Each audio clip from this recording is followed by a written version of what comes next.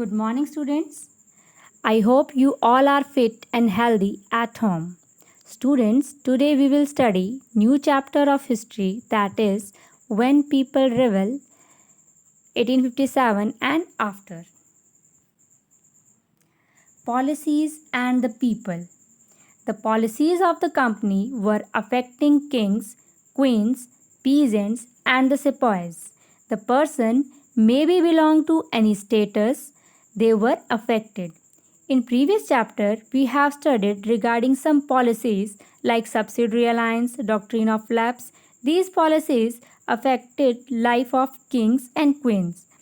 After that, we studied about permanent Mehalwari and Ryotwari system, which were introduced by Britisher. These systems also affect the life of peasants and landlords. Colonial rule adversely affected the life of tribal people. Many of them had to leave their homes in the forest. Soldiers were discriminated and had not given equal salary and allowance. These type of policies harm their interest and go against their feelings. Nawab lost their power. The power and authority of Indian kings started deteriorating, means collapsing, due to the policies of Britishers such as appointing of residents, doctrine of lapse, etc. As we studied, Wellesley introduced subsidiary alliance. Indian rulers could not maintain their army and had to pay for the subsidiary forces to company. So residents were agents of company and residents were appointed in the court of Indian rulers, but they worked for company and interfere in the internal matters of Indian state.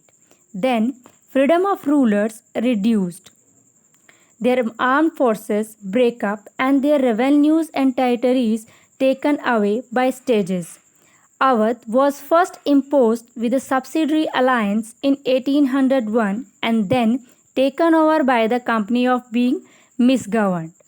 Doctrine of lapse introduced by Dalhousie. According to this policy, if any ruler did not have their own son as heir, then their territory would be lapsed by the East India Company. Queen of Jhansi and Nana Sahib tried to persuade means convince Britishers for not annexing their territory. As the Queen of Jhansi wanted that her adopted son recognized as a heir after the death of her husband, and Nana Sahib was also adopted son of Peshwa Bajirao too. He wanted that be given his father's pension. So, according to doctrine of lapse, their territories were annexed by Britishers. The company decided to end the Mughal dynasty. In 1849, Governor General Dalhousie announced that after the death of Bahadur Shah Jafar, the family of the king would be shifted out of the Red Fort. In 1856, Governor General Canning decided that Bahadur Shah Jafar would be the last Mughal emperor, and after his death, his descendants would be recognized as princes. The peasants and sepoys. Peasants were burdened with heavy taxes. You would remember that in permanent Mehalwari system and Ryotwari system, high taxes were imposed on peasants and zamindars in rural areas. To pay the taxes, they had to take loans from moneylenders. Lands were taken away from them due to non-payment of taxes and loans. Sepoys were unhappy with their salary and allowances. The pay and the other allowances in the army are very low. There was a discrimination between the British soldiers and the Indian soldiers regarding pay scale.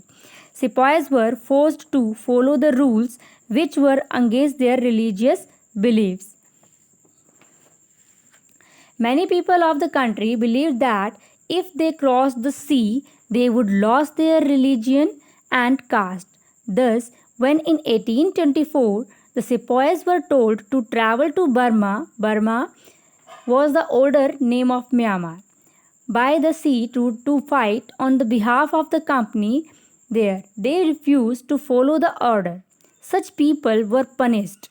In 1856, the company passed a new law which stated that every new person who took up employment in the company's army had to agree to serve overseas if required. Many of sepoys were peasants, so the anger of the peasants quickly spread among the sepoys. Responses to reforms. Britishers prohibited sati and passed Widow Remarriage Act. British believed that Indian society had to be reformed.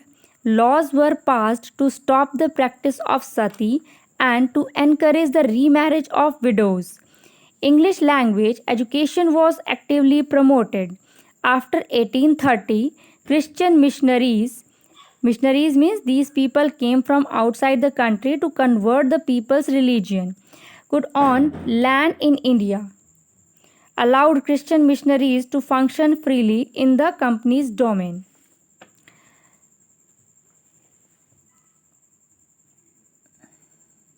Convert could inherit means take over their property.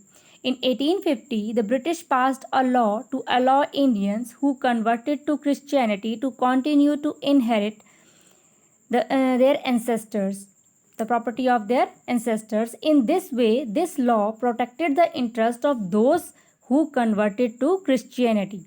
Many Indians started believing that Britishers were destroying their culture, religion, their social customs, and their traditional way of life. Thank you, students. Rest part of this chapter we will continue in next video.